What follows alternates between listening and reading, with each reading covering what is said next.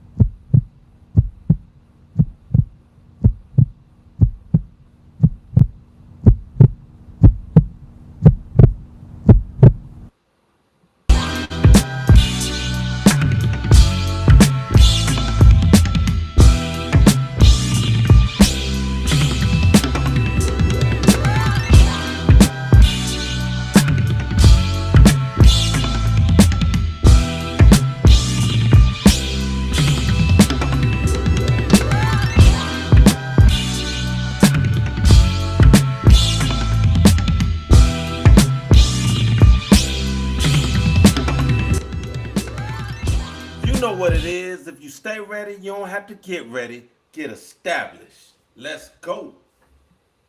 Yeah. Today we are back. That was my brother, Derek Jones. I'm Chris Jones, and we got Raymond Shine. We are back for a new season this year, 2025.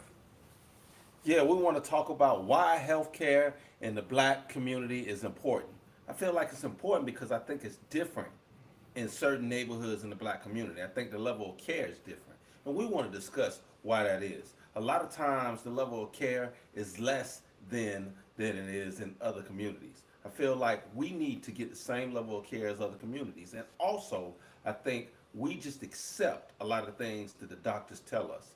We need to start questioning the doctors about what's going on with us instead of accepting. Nobody knows our body better than us. All right, so why you think that is, Chris? For one thing, I think I got a good topic on the subject, being it is Black History Month. I think we should talk about Henrietta Lacks. And she's a woman that we know have had cancer, that her cells have been used. And they had created a lot of vaccines to her cells. And she was born in August the 1st of 1920. And she died October the 4th, 1951. She wasn't but 31 years old. But the unique thing about her, she had these cells that, live for a long time and they have used.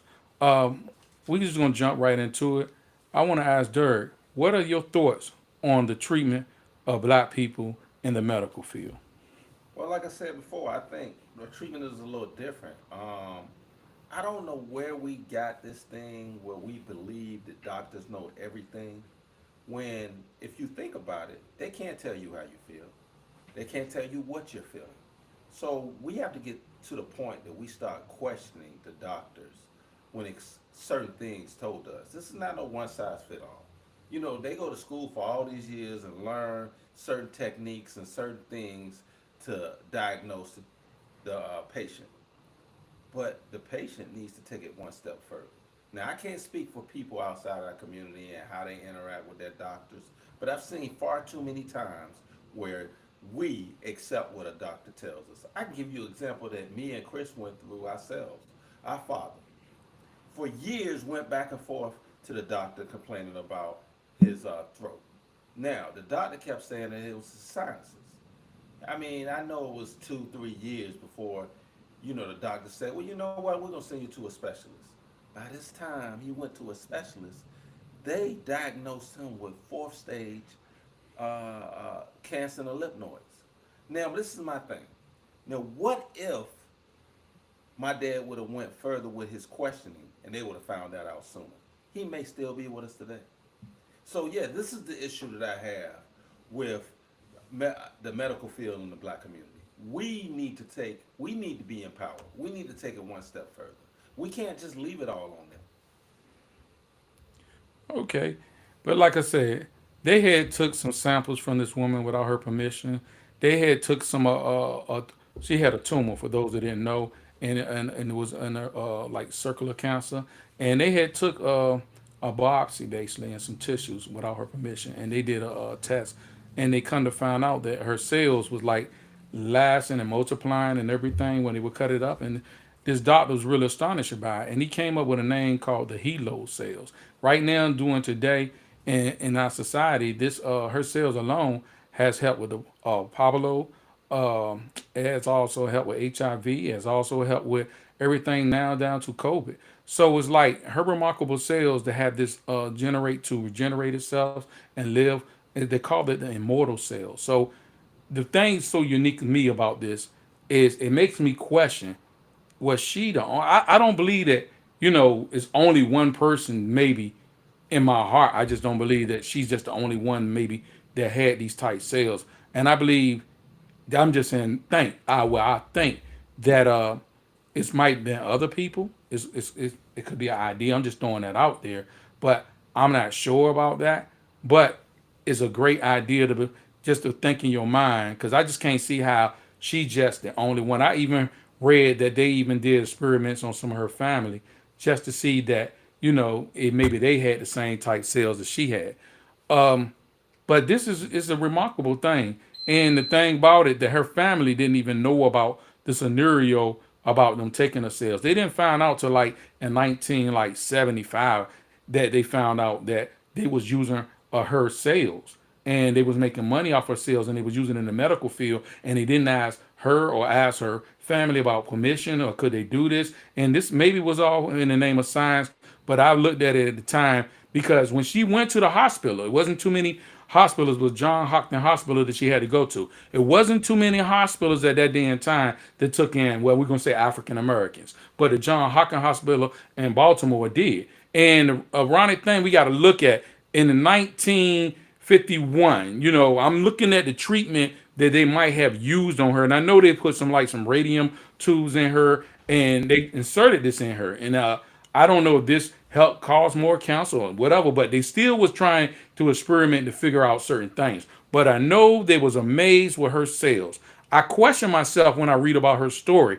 Did they do everything in their possible ability to help this woman, or was they just testing her, doing everything they could in the name of science? Because this was a remarkable moment for them. And sadly, she did pass away. Now, when she passed away, like I said, even before and after, they did what they needed to do to get more sales or whatever type sales. And they didn't compensate the family. They made a lot of remarkable things. And like I said, they claimed that some of the sales helped people in the future with medicine, that people were going through something. Also, with all these vaccinations, her sales was a part of most of the vaccinations that even we get all the way to the day, even with COVID.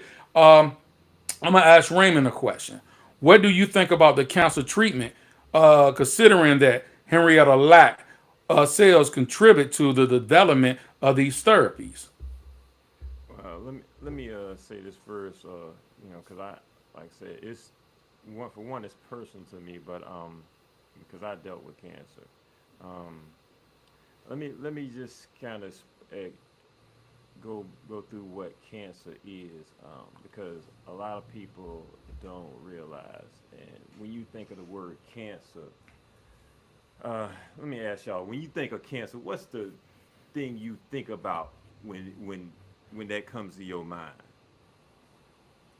I told you sometimes just saying that you got cancer, it's not like it feel like a death sentence spoken on you. Like, a lot of people you heard perish with cancer. Some do recover, and you just it's a tight, just to hear that you got it. The shock. It could traumatize you. In my mind, anyway.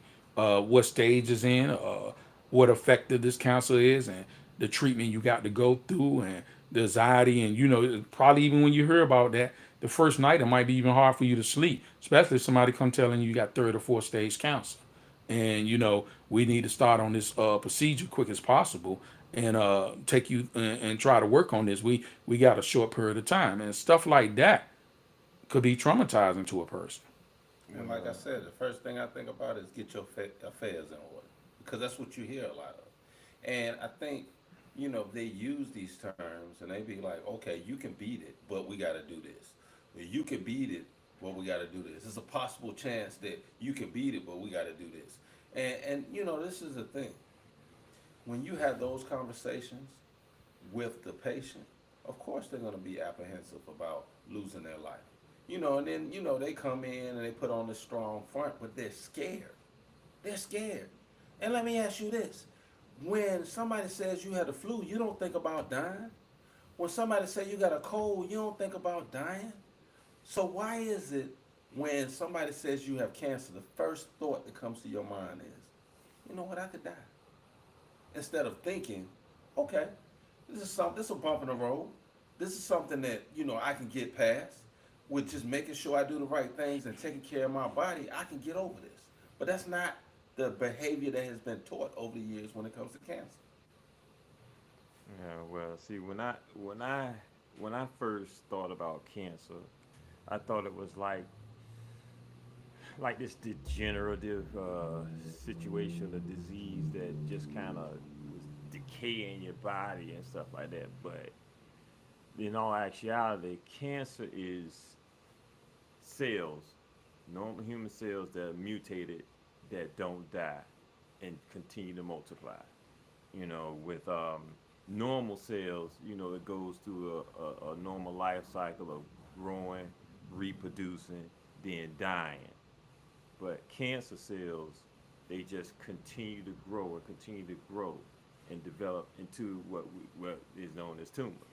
So that all it grows and pushes all the good cells out, and that's why people, it's like our bodies can't take this mutation, so that's what makes that cancer, you know, deadly to us. But with Henrietta Lacks, when she went in, when she first initially went in, she discovered a lump in her womb, or near her womb. So when she went to the hospital, she talked to the doctors, and she found out that she was pregnant, but then they found that cancer in her cervix. Um, and then what they did was they gave her several treatment options. Yeah, other than how it was now, where it's real advanced, where you got proton therapy and enhanced X-ray imaging and stuff like that. Back then they had just chemotherapy where they were using like mustard gas and things of that nature, and with the X-rays they were just using radiation, like with you know straight basically bombarding you, regardless of, it wasn't pinpointed like it is now. It just wherever it was wherever they hit the radiation with, and all that radiation would just kill every cell, the bad and the good, you know. But with her, like Chris said, they uses the radiated isotopes, and they put them in her womb, and that being toxic in itself, that killed the cells and also the good cells. So that what was one of the things that contributed to her death. So Now, I mean, this is heavy on me even talking about this. Today, for me studying a lot of different things, I know it's, I would say, I know it's alternate ways that we can handle these certain situations. I know that your body is a healing organism. I know if you put the right ingredients in your body, just like you cut yourself outside and you put the nourishment and you put peroxide, it heals. Your inside heals the same as that way.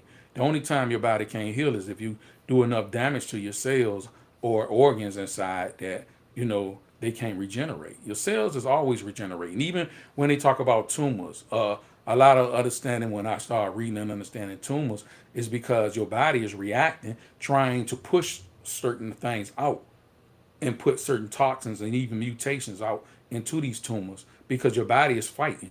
A lot of people, uh, you know, just I'm just gonna say it like this: eating sometimes, change the diets. I mean, if you feel like you got something's going on with your body, just changing your diet can help you. It's just the certain things you put in your the things we eat can cause us to be effective. Uh, a lot of people don't believe that. Some people do believe that. A lot of people don't realize it's been a great boom. And if we go back to her day when she had cancer, considered to the day now, it's a great boom in this cancer epidemic. Uh, I look at cancer as an epidemic. I look at cancer as a war. Uh, I feel like what's going on in today's society. Um, so many people I know, and constantly, even right now as I'm talking, I hear so many people fighting for their lives and these turbo cancer. They just this cancer dying and they in the hospital, and it's people our age, and some people younger, and some people older. And when I hear this, it tears my spirit up because it's like, what can I do? Or do I know anything? And all the information I know, I share it all the time. I talk to people all the time. I want to see people live. I feel like the best thing is a message reaches the heart to another person. Just go around and give them the best information you can. I tell them straight up, change your diet. I tell them straight up what they eat. I tell them certain herbs. In these day and times, I can't say what treatments they use for her. I mean, it's so many. Our grandmothers and granddaddies had gardens and had certain things they knew what to take that would help them in these situations. Today, we go by what science tell us is good for us. And my thing is, and people don't like to hear that, but in science ain't nothing ever cured. We just treat. It's the only thing you can get is treatment. You can't get cured. You can only get treatment.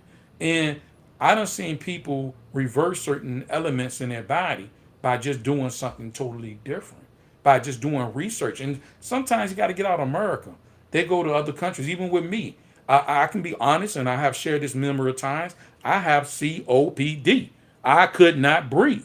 I mean, literally, it felt like somebody was sitting on my chest. I could not breathe. And when I talked to the doctor, and because I'm like illiterate about it, I heard it, but I never investigated it. And when I asked her, "Can I get rid of it?" The word they said, "No, you gonna die with it." And they gave me all these pumps to take, and this medication, and I'm like, was shocked. Like, I don't know what COPD was. All I know, they were talking like I'm gonna be walking around with an oxygen tank and all this tight stuff. But I just in my heart like, no, I just don't believe this. I got a problem with believing a lot of stuff. I mean, that's just me, and people call me a conspiracy. But I try to prove to myself, not because I don't take on with some. I feel like certain things people speak into my life, if they're not building me up, they turn me down. And if they're not speaking good words into my life, they cursing me. And that's how I take certain things that's spoken in my life. And I took that situation as a curse. That's just me mentally. And I did all my own researching. I couldn't go by what they said. But what the funny thing was, once I started doing my own research, once I started doing what other countries were telling me to do, once I started eating a certain way, once I started leaving dairy alone, cheese alone, all this alone, my lungs got better.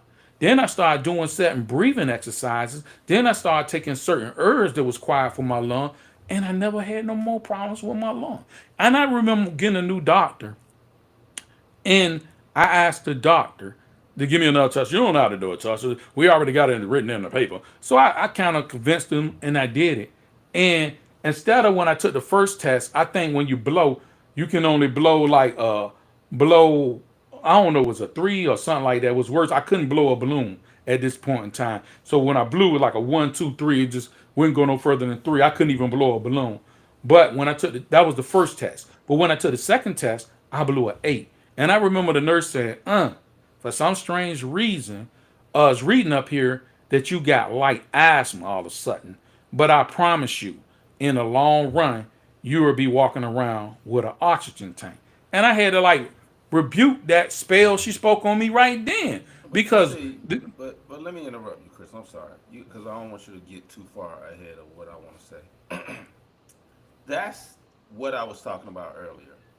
These are behaviors that are taught by the physicians, and we seem to make them gods in a sense, because when they speak, it's like they have the final say. And what the biggest thing that Chris said, I don't know if y'all caught it, was the education piece. Educate. See, going to the doctor and just accepting what he says, especially not getting a second opinion from another physician to just make sure that they're giving you the same diagnosis, and then taking it a step further to figure out, you know, what you're dealing with, what's the best treatment for you, how to move forward. And I say all that to say that you cannot just accept anything that they tell you. Once again, this is not a cookie cutter situation. It's not like we're making chocolate chip cookies and it's one recipe for a batch of 100. That's not the case. We're human beings. And every human being is different. Number one. So if every human being is different, then how can you treat every human being the same? That should register with you. And the other thing that we hear so much in the medical field, they test us based off of information that we give them. And I give you an example. Does diabetes run in your family? Does high blood pressure run in your family? Has any of your relatives ever had cancer? These are the questionnaires that you're filling out prior to going to a new doctor. So when they go in, oh, I see that your mom died of breast cancer. I see that your dad had high blood pressure. I see that your grandmother was a diabetic. The only thing that runs in our family are the habits that we have. Whether we smoke because our dad smoked, whether we drink because our mom drank, the food that we ate that Big Mama made, that's what runs in the family. It is not the conditions. So you need to get that out your head. Stop thinking that because Big Mama had high blood pressure that you're gonna have high blood pressure. That's simply not the case. The thing that has ran throughout your family is the recipes that Big Mama passed down, the alcohol that you saw your mom drink, the cigarettes that you saw your father smoke, and you picked up those habits. That's what runs in the family. And we have to get to a point that if we want optimal health, we have to break some of these habits. And we have to think about what we're digesting and ingesting in our body. We can't control when we walk out the house what's going on in the atmosphere, what they're putting out here in the atmosphere that we are subject to, but we can control what we put in our mouth. We can control how we live. We can control the conditions that we're around. We can control the mental status of our mind. That's what we can control. I didn't want to interrupt you, Chris. I'm sorry, but I just had to No, get it's that out. perfect, man. I told you all information is great information. The thing is, what you were speaking on is basically we'll take on when you take on somebody's idea, you take on their lifestyle. So if they gave you this information, and that's the best thing they know, you know what I'm saying? I feel like growing is learning all information. The best thing for you that works for you. It's like you just don't go with one religion. Everybody switch up to Baptist or Catholic or Pentecostal, this and that. Everybody find what's good for them. And when you go to the doctor, it's only one determinant. Most of them, oh, what's your symptoms? They go on a chart. They read your symptoms and they diagnose you with the best solution that they feel from what you gave them. Unless you can say my abdominal, and sometimes they might be wrong. But the thing is, we only learn it. And what they doing is practicing. And 9 times out of 10, they practicing on you. So when they practicing, it ain't like they perfected anything. Practice is like me and you practicing basketball. We practicing to be good at something. They ain't like they mastered it. But when you go there, you look at these people like they know what because you didn't study. But what I learned now, like I said, that lady told me that in the long run, she promised me that I'll be walking around with an oxygen tank. And I was like, okay, you know what? But I didn't let it hit me in my spirit because I'm like, what I believed at that time, I believed in my heart that no, this ain't gonna happen. This ain't gonna work. I had to have a different mind frame. Most people take on a narrative was given to them and they believe it. When they believe, because it's so many cases, and I'm not sidetracking. We talking about cancer. It's so many cases that people didn't even have cancer, and they had cases coming out with doctors who were lying to the patients and saying he had problems, and these patients took chemo, and these patients took the radiation, and these patients died. And then it was determined that these people never did have cancer. The doctor lied. Now, that should be enough questions and red flags for half of America as I'm sitting here talking to start asking questions. If this person didn't have cancer, like the doctor said, but the person took the treatment and the person is dead, how in the hell did that happen? But people don't ask that question. Because 9 times out of 10, most people don't understand. They're not dying from the situation at hand. They are dying because of the treatment. And the treatment sometimes, like he said, Raymond said something valuable in the beginning. They was using mustard gas, right? Right, Raymond? Yes, they was using all these archaic methods that was of that time to treat it, because I mean you gotta, at that time cancer was just being discovered, so they didn't know how to treat it. And with in Henrietta Lacks case, where the authorization or consent to treat it, it was just based off of whether the patient was agreeing to it or not. But when in the case of them taking her cells, you know, there was no written laws about whether or not you can take them or not. So, and as you know, with us being the people that we are, you know, those types of red tape things that would be put in place, that wasn't the case, because with us is always the desire and need to take and see if there's some type of way to benefit or off of our physical bodies. Well, That's hell, what. Raymond, they doing that right now. They still doing that. You think of every time a child is born, what are they doing with the placenta? They They taking it. keeping it. They keeping it, bro. They still doing that right now. And we ain't talking about in the 50s. No We doubt. talking about right now. They're still doing that.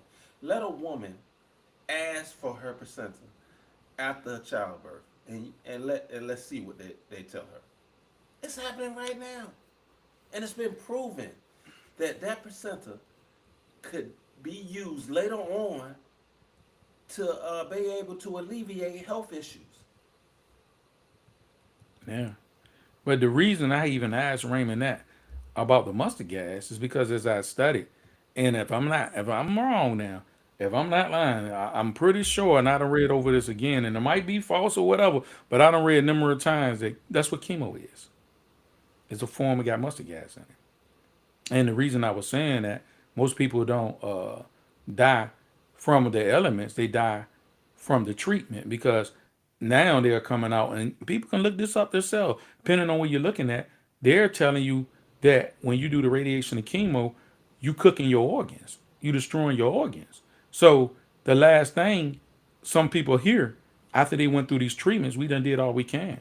Just let them be, because now your organs done damage and the situation done enhanced and it done spread it. So now, if that's the case, because I have seen a number of cases, and I'm just going and I heard a number of cases of people who were diagnosed with certain cancers that never got any treatment, and they lived for some years. And I ain't Well, talking about no two, let, 3, 4 years. I'm talking about 10, 15 years let's compared stop to the right there, though, people Chris. who took the Let's just stop. treatments, who Let's lived stop from a right there. year to a couple of years and under. Let's stop right there for a second. You said diagnosed with, let's just say, fourth stage of cancer, and the physician says that these are the form of treatments that you need to have in order to extend your life or maybe beat it, right? And we know for a fact, because we've seen it with our dad, you know, how it affects your body. And on the flip, just like you, I've seen patients that refuse that treatment and live for years. Do you know, if somebody told you right now, Chris, there's a possibility that if you walk out in this street, that without looking both ways, you could get hit by a car. But there's a 40% chance that you can make it to the other side without getting hit. Are you gonna walk out in that street? No, I'm being serious. I'm being I serious. mean, I'm gonna walk out the street, but I'm gonna look both ways No, before no, I no, walk no, no, out no, the street. no. The caveat is you can't look both ways. We just want you to walk out in the street. We don't want you to look both ways. We want you to walk out in the street and cross the street without looking both ways. Now, there's a 40% chance that you can make it to the other side without getting hit by a car? Oh no, I ain't gonna walk in the street. That's like a death sentence almost. Okay, okay, so that's my point exactly. They're already saying in some cases they told our father that he only had a certain amount of time to live, but he could do these treatments and it would extend his life. Now they already said that this is a death sentence either way, right? So why would I even do those treatments? And this is the The thing, condition. This is the way we've been programmed to think now. We're not talking about like say you in the second or third stage of cancer. Somebody's telling you you're in the fourth stage of cancer. We can't reverse this, but we can extend your life by you doing these chemo treatments. or you got a small window of time. We need to stop, jump on this ASAP. That's ASAP. yeah, shut the ASAP door now. ASAP. We need to do this ASAP. Sometimes it be more than one doctor come in with them. They're all looking at you with a serious face. We need to do this ASAP. And look, we ain't got no time to waste. We need to jump on this ASAP. Yeah, you got a small window. We need to make these renewals, and that's terrifying when they shut the door and you by yourself. And it's I done hear cases of people who had family members. No, no, no, no, no. Slow down. We're gonna get a second opinion. But if you there by yourself, it's better to get more than one opinion. But some people, depending on this situation, and it's like I understand people because if I didn't know what I know now, I would have reacted a certain way myself. But being that I know now, but it's just the difference with me. Like I said, I don't I don't let something, because you told me. I need more than that. I'm the type dude you might have to. If you say it's crap there, I got to stick my nose in it to make sure it's crap. I'm that person. It's not. I'm not going because I done been lied to so much. I done been lied to through people you look up to people with titles, to people in position, to people in medical, and people in the law force, people who in judge, people in presidents. I done been lied around the board so much that you got to prove your words to me. You got to prove them. You got to show me. You got to make this make more sense. You just can't say something that I'm just gonna fall for it like most. It's just that's just me. I'm just saying me. Now everybody hears something and they run to the wind with it.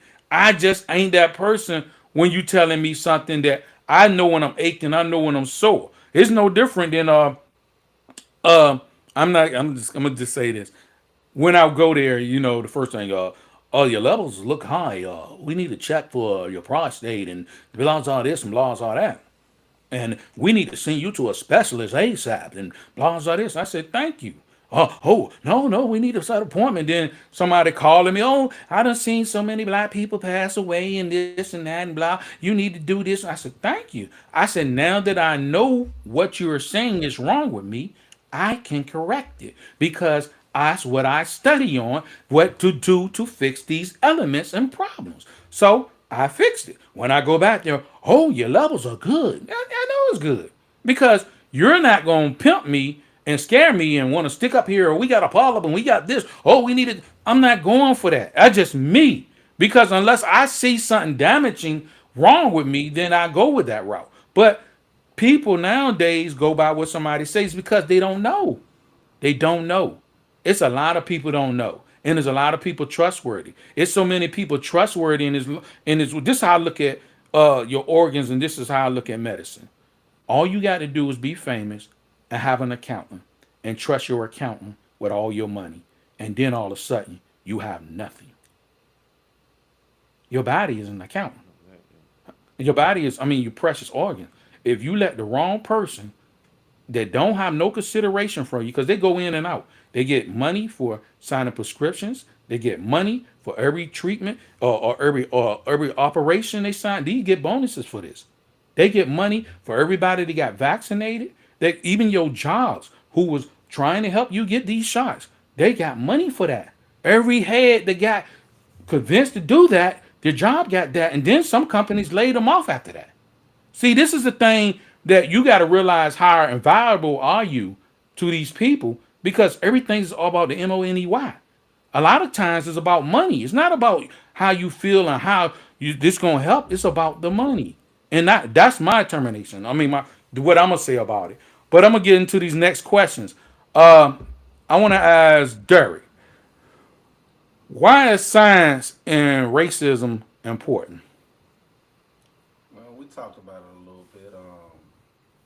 You talk about science and racism in the medical field. You want to talk about different things like the economic efforts in the lower income neighborhoods. Uh, you do realize, depending on what insurance you have, what type of money you have, that really determines what type of treatment you get. Um, a lot of the Medicaid care patients are not going to get the same treatment that private insurance patients do. I mean, they would like to say that, but it's just not. It's just not the same level of treatment.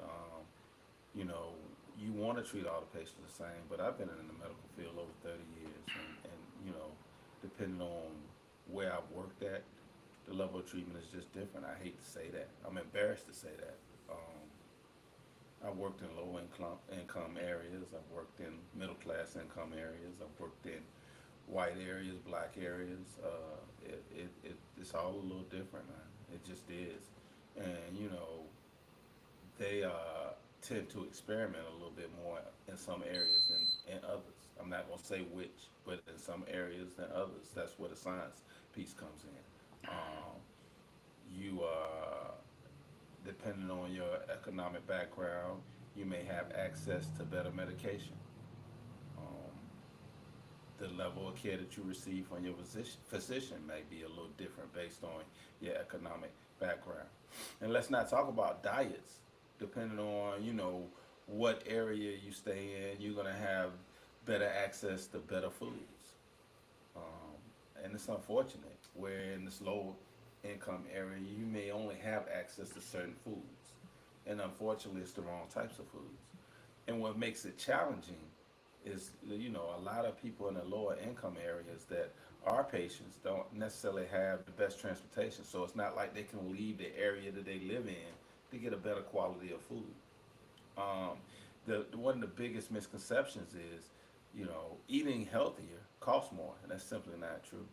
I mean, if you just look at the cost of a cucumber versus the cost of, say, some cookies, which is cheaper?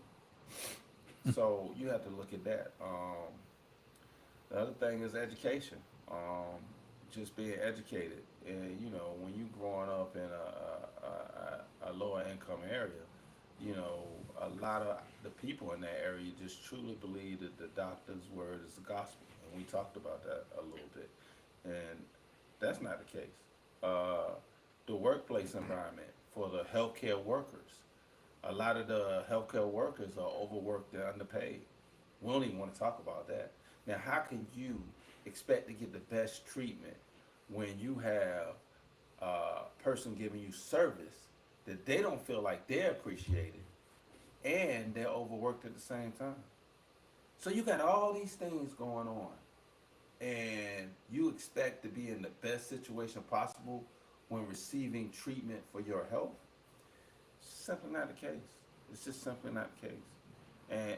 I think the most important thing that Chris just said, that when you think about a doctor, it's their practice. This is their practice. The word practice. Am I comfortable with that? Somebody practicing health care on me. That doesn't sound too convincing to me. I want to feel comfortable. I want to feel like somebody it knows what they're talking about, and I want to feel like that somebody is not treating me just based off of what they read in the book. Get to know me, get to know what's going on with me. Let's work together. Let's partner together to get this treatment corrected, to get this situation corrected, and get the Yeah. best possible treatment that we can receive. You want to say something, Randy? Now, what I was gonna ask, so what do they use? What type of do they use the best equipment? Like I say in them lower income areas where where you trying to get treatments for whatever the cause may be. Well, this is the thing. I think depending on where you get a treatment at, everybody has the same equipment. Like I will say, some facilities try to maintain their equipment and make sure that they have the current equipment that they need to treat you. I think it gets a little tricky depending on what companies you go to. You have smaller companies and bigger companies. And of course, with the bigger companies, you're going to have access to a lot more when you talk about hospitals, when you talk about clinics, when you talk about urgent care. It just depends on if you're talking about somebody like a Piedmont versus a Centera. You know what I'm saying? It could be very different. So of course, the bigger companies are going to have a better product when it comes to treatment and you know the tools that they have to treat you. So it just depends. And then you got some companies that you go to where you're in network, and you may not feel comfortable going to this doctor because you're used to going to this doctor over here. But because you're in this network, you got to see this doctor here, or you're gonna be paying out of pocket. And you know, to me, that's crazy. I've had this doctor for over 20 years, and this is who I'm comfortable with because my insurance changed. Now I got to go to this set of doctors that know nothing about me, and you want me to be comfortable with that. And in order for me to see the same doctor that I used to see, that's out of network. So now it's costing me more money. So you mean to tell me every 2 weeks or by monthly, every twice a month, I'm getting paid, and you taking X amount of dollars out of my check for health insurance. And now, not only are you taking this money away from me, you're dictating who I can see when it comes to my health. But that's a whole nother topic. I'm not trying to Wow, get into yeah. that. That is a whole nother topic. To get back to the topic at hand, to answer your question, Raymond, it just depends on, you know, what clinic you're going to in that neighborhood. Because some clinics, yeah, they have the best equipment, you know, there is to provide. But it depends on the size of the company. It's no different than going to 7-Eleven versus going to a Kroger. The products there are going to be totally different. Do they both sell a certain brand of food? Yeah, you can get cookies from both. But you're going to have a better variety at one versus the other. It's kind of the same thing. Well, I'm gonna say why science and racism is important.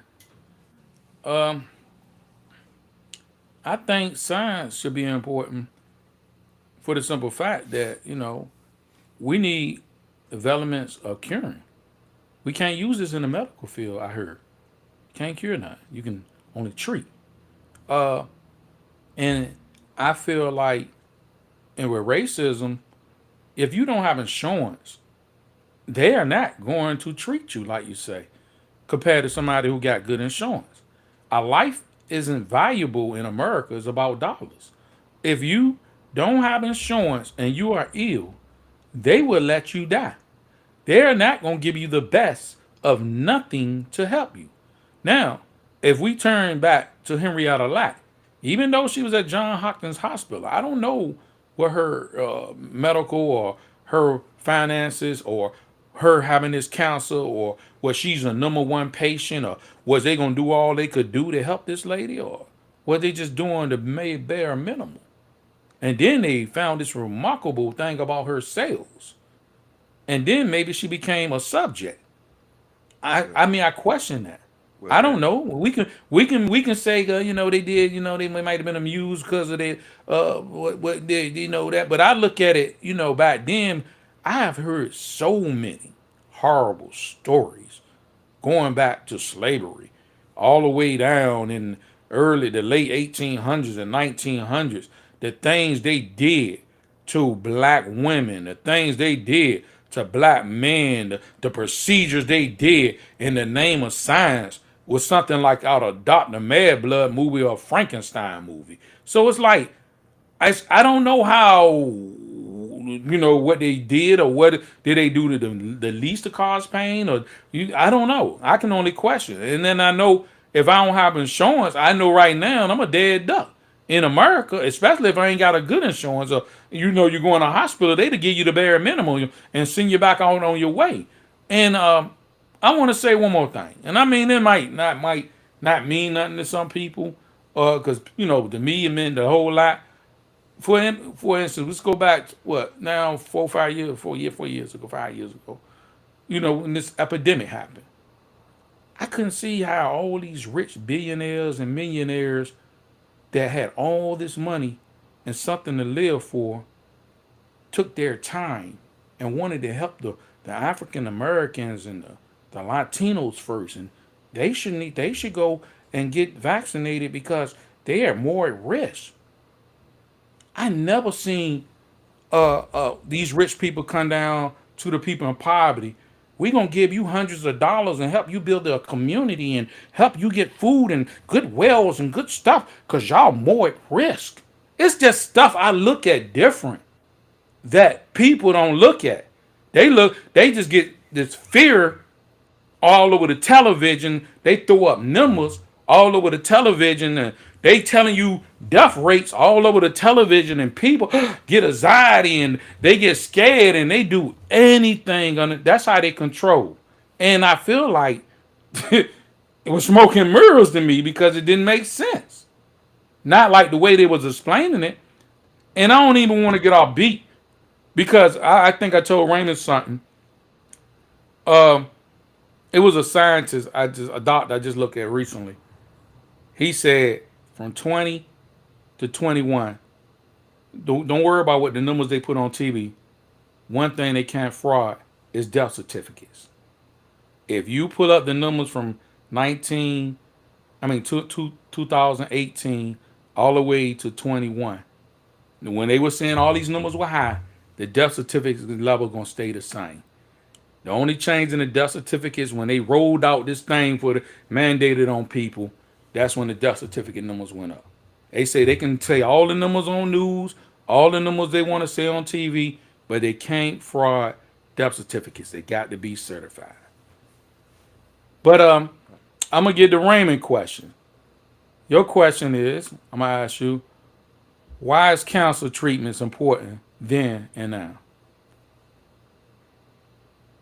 Um, like I said back when they first discovered it, it was like, okay, well, they were just trying to figure out how it is and how you can best deal with it.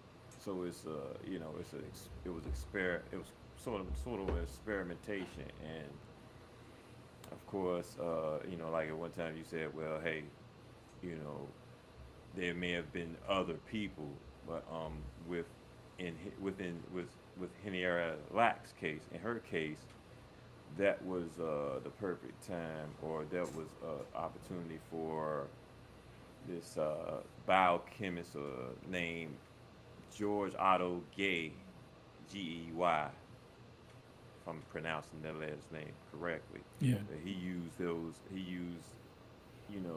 several methods to try, like I said, to treat her, and within the midst of it, like I said, to examine and look at her HeLa cells which he named HeLa cells, but just to look at them and look at the various ways that they reacted to certain experiments that he conducted on them.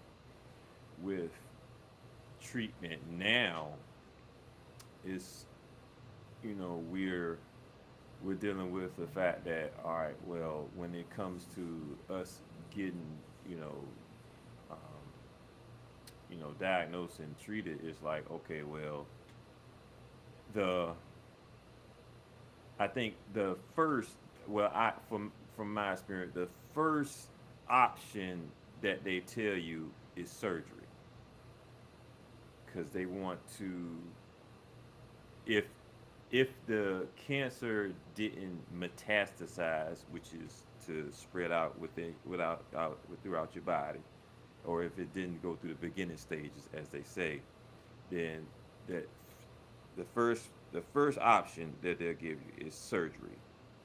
So that's to literally extract, of course, everyone knows, extract the tumor out of you. So, and then with that, they're taking whole organs you know.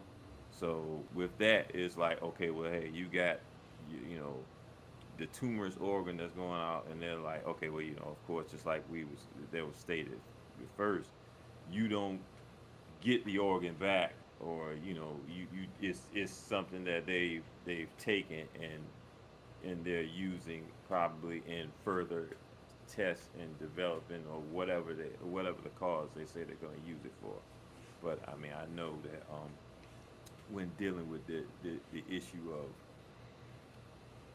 of taking organs, it's a very you know it's a very wishy-washy thing, especially within the black community, because we're so you know cautious and aware of what goes on with us, and you know how you know those other cultures may view us as you know as experiments, or you know lab rats. Well, I don't think we're cautious enough. I mean, especially when somebody's talking about taking an organ, because of whatever medical condition that you're dealing with. I don't think we're cautious enough because there should be questions asked at that point. A lot of times they use these fear tactics based on what the diagnosis is, and they tell us they got to do A, B, or C, and it's kind of like go ahead and discuss it with your family. They'll say that a lot of times, but don't take too long because it's something that we need to take care of as soon as possible. And a lot of times, when you discuss it with your family, they don't really know. They just basically going off of what the doctor's telling you because now everybody's scared, and that's a serious surgery when you're talking about removing a part of your body, which is your It is. organ, and and you don't know what they're gonna do with it. You don't know what they're gonna do with it. And to Chris's point earlier, he said a lot of these diagnoses can be reversed based off of things that we feed our body. And that's been proven time and time again. I don't know why that's being questioned in a lot of situations. Unless there's fear involved. I get it. I get it. Well, I mean, it's just like It's just like well, if if you were if the doctor told you how to maintain yourself and stay healthy, and you know to stay out of his office, that's not going to benefit him financially. You know, so most of the time, you know, like I said, they will put you on a prescription. I mean, they'll tell you.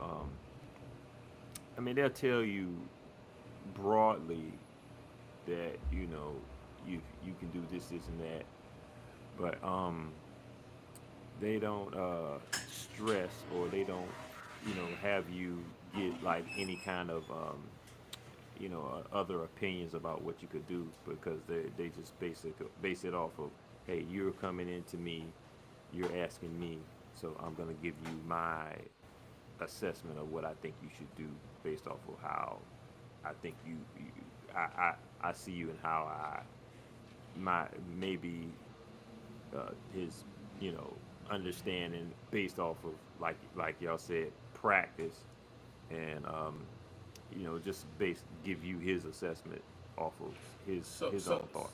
so let me ask you this, Chris. I mean, Raymond.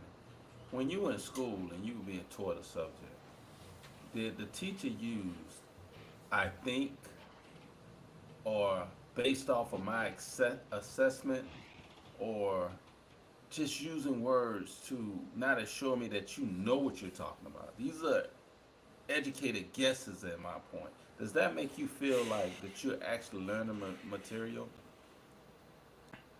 I mean, if someone is gonna tell me, I think, or it, there Are you could gonna be a trust what they're gonna possibility. say? I mean, the thought is gonna be, well, I'm gonna be like, okay, well, hold on.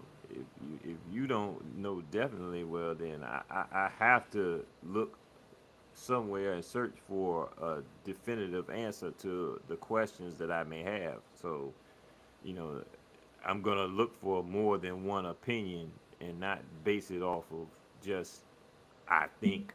or you know a probability or whatever. No, I got to go for the definitive answer. And that's where I'm coming from. I mean, we have to do a better job of thinking through these things. I mean, anytime that they put a band-aid on something because they think this may work, or if you take this, then we can control it. I don't want you to control anything.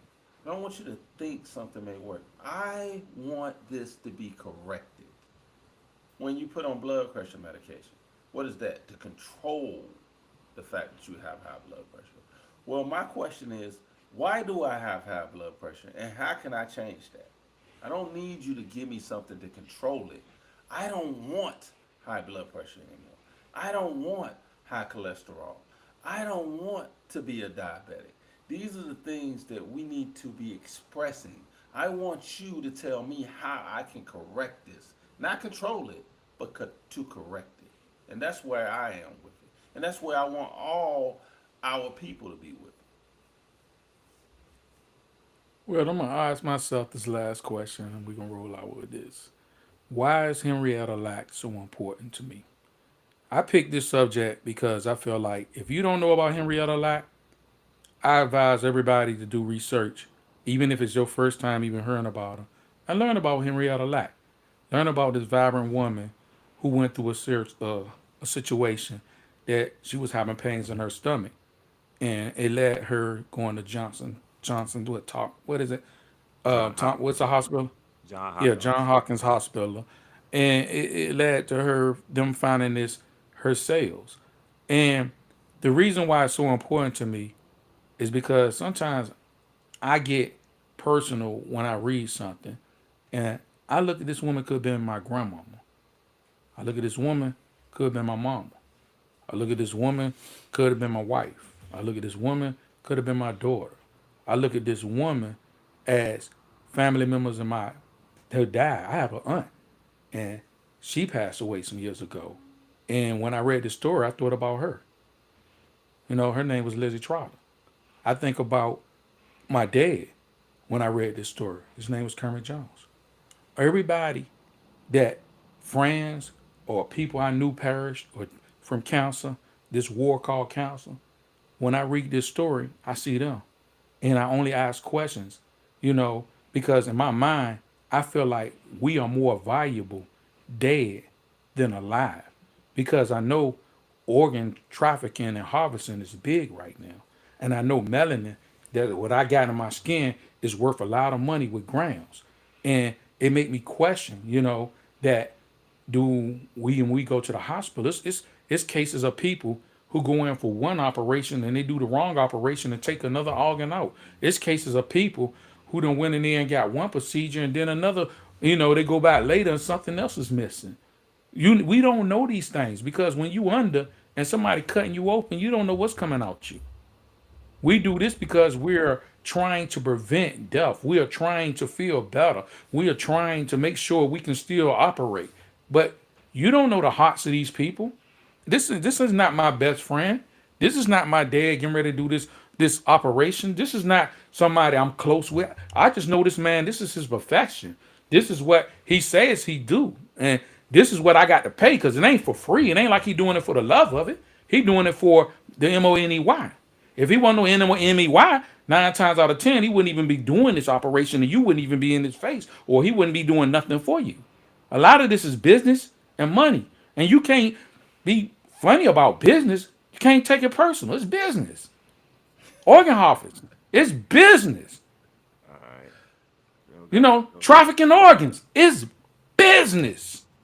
And if you got something that's, you know, to me, that's worth something, or somebody need, because I ain't even gonna get in the name of somebody. Hi, I heard the man had 10 hearts. I don't know. Let me correct. I might be exaggerating with 10, but I'm gonna say 5 hearts. And I'm pretty sure the hearts he got, these people ain't just give up their hearts willingly, but it made them live a lot longer. But he's one of the most pioneer mans you would name. I ain't even gonna name his name. You do the research. All right, dog. But Let's wrap, man. Let's wrap. I'm trying to wrap it up, but cut it off. But like I said, the reason she meant so more to me, like I said, is because this was a topic of a person who you know, went through something and she died.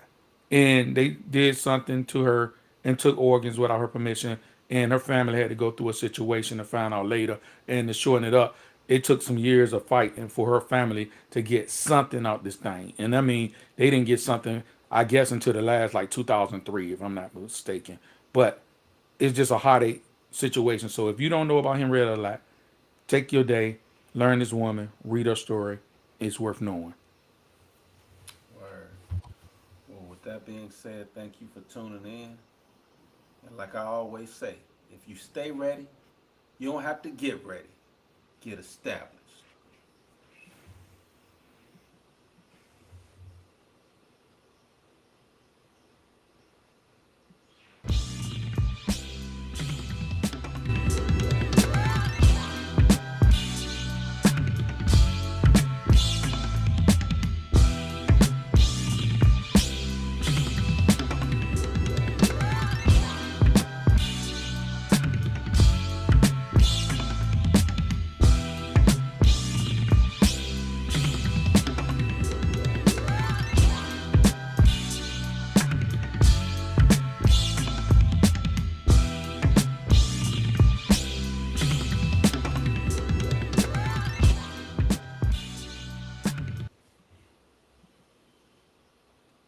All right, that's it.